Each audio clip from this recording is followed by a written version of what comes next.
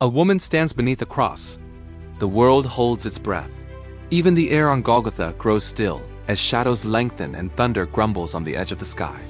A sword, invisible, pierces the heart of a mother who cannot save her child but will not turn away. Blood and water spill from the torn side of her son. Where once she bore him in joyful mystery, now she carries the weight of redemption in silent agony. Centuries will pass, and the memory of that day will never fade. Some will meditate on her sorrow, others will dare to name it Co-Redemptrix, Mediatrix, Advocate. These titles echo not in proclamation, but in the whispered halls of saints and mystics, shimmering with awe yet never made official by the lips of the Church. Why such hesitation? Why does the Church so bold in naming Mary as Theotokos, the Mother of God? So steadfast in defending her immaculate conception, her perpetual virginity, her assumption? Why does she draw a veil over this, the so-called fifth dogma? What is it about this claim, this mystery, that simultaneously invites contemplation and cautions humility?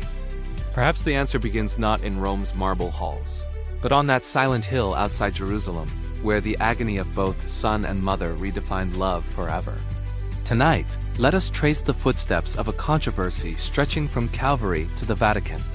We will listen to saints who sang her praises, scholars who guarded the faith, and popes who weighed every word with trembling care.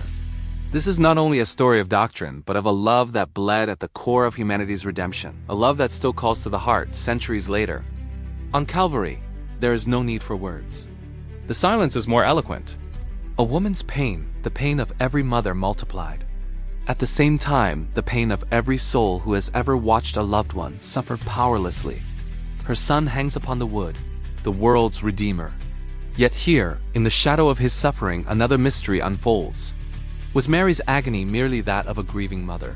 Or did it participate in something far, far greater, something divinely appointed? Generations would look back and wonder. We now move forward in time. Rome, ages later. Grand basilicas and gilded frames teem with images of the Pietà, the Madonna of Sorrows, the Immaculate Queen. Within these walls, popes and theologians debate should Mary's role in redemption be defined, or left open, the greatest of mysteries. To answer, we must travel through time.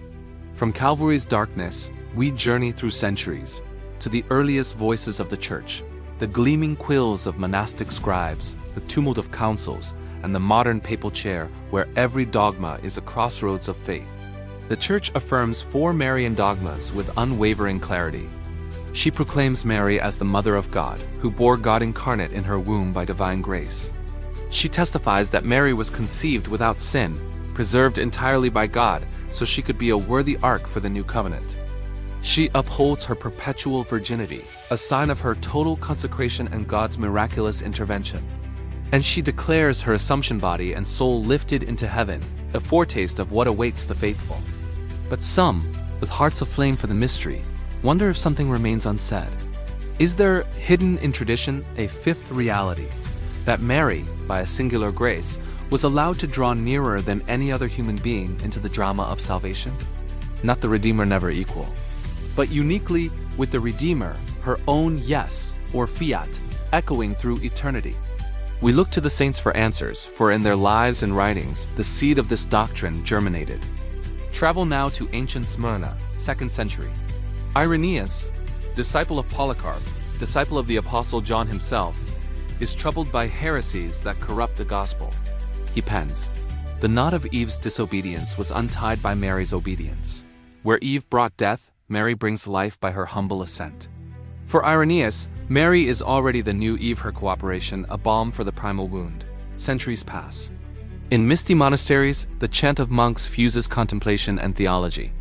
Bernard of Clairvaux, abbot and spiritual writer, prays, "Through you, O Blessed Virgin, grace comes to us." He calls her the aqueduct, not the fount, but the channel through which God's blessing pours. Not a rival to Christ's grace, but the handmaid by whom grace reaches the world. Bonaventure, seraphic doctor, adds, "All graces that ever were or ever will be dispensed to the world come through Mary." He sees her as the bridge, the ladder, never the destination, but always the path leading to Christ. Carry forward to the Baroque courts and Catholic renewal. Saint Alphonsus Liguori, Burning with zeal, writes of Mary's martyred soul, her deep union with Christ's sorrows at Calvary. Louis de Montfort beckons all young and old to go to Jesus through Mary, teaching that true devotion never ends with the mother, always with the son. And in our own century, beyond suffering, in the horrors of Auschwitz, Maximilian Kolbe lays down his life for another, animated by a fierce Marian love. Never be afraid of loving Mary too much. You can never love her more than Jesus did. In this vast company of saints and mystics, one thing is clear: none claim for Mary what belongs to Christ alone. Their words Co-Redemptrix, Mediatrix, Advocate are humble, always qualified. By the will and grace of God, Mary's every glory is borrowed, a reflection, not an origin. Meanwhile, the faithful everywhere know her as Mother, in flickering candlelit chapels, during the swirl of rosary beads through anxious fingers, in Latin America's shrines, in Poland's Jasna Gora, and the Philippines' parades of devotion. Millions entrust their sorrows and hopes to her, quietly repeating, "Pray for us sinners, now and at the hour of our death."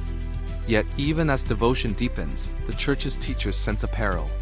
Could Marian titles, however beautiful, ever risk eclipsing Christ? Could too hasty dogmatizations sow confusion, or cause division in the body of Christ? Thomas Aquinas, the angelic doctor, guards the mystery. He acknowledges Mary as the holiest of creatures, the unique vessel of grace. But he insists, Christ alone is the Redeemer, uniquely mediator between God and man. Augustine, centuries earlier, was even sharper: God alone saves. He warned lest the faith forget the utter gratuity and sufficiency of Christ's work. Even as the saints love Mary with deep filial affection, they fence the mystery lest devotion become excess. The Church, for all her love of Mary, speaks with utmost caution.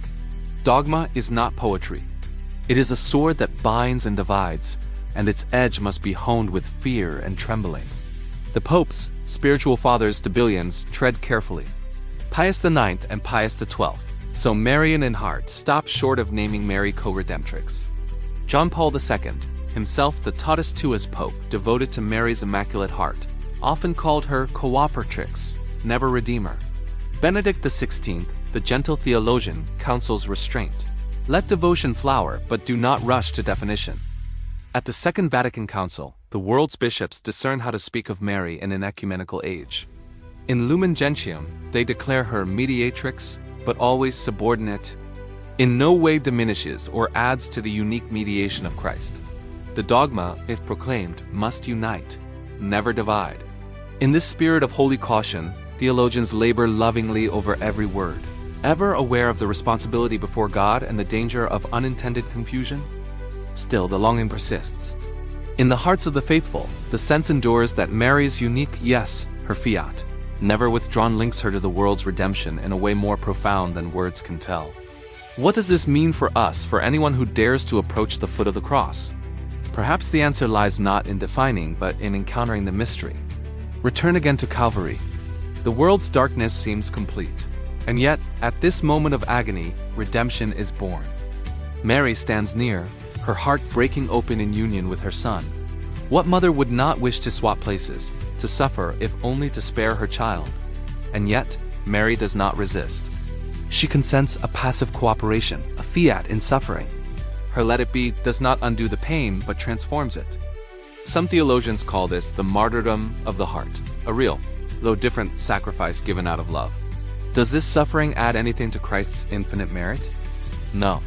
But by the extravagance of God's mercy, He allows a creature to share intimately in His work so that grace, once rejected in Eden, may be re-received, this time not by pride but by humility. Co does not mean equal, it means with, as a mother sits with her sick child through the night. As Simon carries the cross not because Christ is weak, but to manifest the mystery that humanity, born through Mary, might now walk the road of sorrow and redemption with Him. The Church, therefore, reflecting on all this, holds dogmatic silence as a kind of reverence.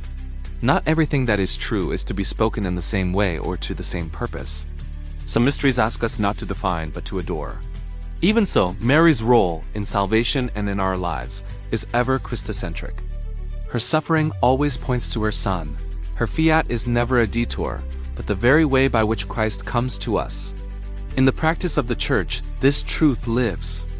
Marian shrines are places of healing, not rivalry, of unity, not division. Countless testimonies tell of mothers, fathers, children found and restored, sorrows comforted, not by abandoning the cross, but by standing beneath it with her. Saint Maximilian Kolbe, who died in imitation of Christ's self-giving, left the Church a radiant principle. You cannot love Mary more than Jesus did. Love cannot diminish Christ, only magnify him, as the Magnificat foretold. Let us pause then, before this mystery, a love in silence and in suffering, in humility and in hope. If the day comes when the Church proclaims the fifth Marian dogma, it will not be a victory for one group over another, not a prize of theologians or devotees. It will be a deeper revelation of Christ's own mercy, a sign of God's willingness to share the work of salvation even with frail humanity. If that day never comes, perhaps it is because this mystery belongs first to the heart that prays, not the mind that defines. Our role, like Mary's, is not to grasp but to receive, not to take but to give permission. Let it be done to me according to your word. In closing, let us return once more to the cross. On that windy afternoon, history changed beneath the shadow of suffering. Mary's tears watered the earth. From her silent fiat, hope appeared in the face of despair. She is not the source but the channel, not the redeemer but the handmaid, not the solution, but the one who stands faithfully when none else will. And in this way, the story of redemption is told again, not only by Christ's words and wounds, but by the quiet faithfulness of his mother. Her yes, her sorrow, her hope united forever to his. Perhaps in the end, heaven's greatest secret is not a doctrine yet to be defined, but a participation always open, that we too might stand beneath the cross, that we too might welcome suffering in union with love, that we too might echo Mary's fiat, trusting that all things will be made new. And so, as the saints knew, we entrust ourselves to the Mother who always leads us to her Son, never away. In the silence after every prayer, every rosary, every sorrow whispered to her, she returns only one command: do whatever he tells you. If the Church speaks with a new dogma, let us receive it in faith. If the Church remains silent, let us receive it with humility. Always, always, to Jesus, through Mary. Now, as candles flicker and the world grows quiet, we look once more to the cross, and we see there not only suffering, but the love that saves. Mary does not take glory from Christ, she magnifies it 1,000-fold. Her every title is a window, not a wall. With the Mother of the Redeemer, under heaven's silence, we participate in the mystery by lives poured out in love.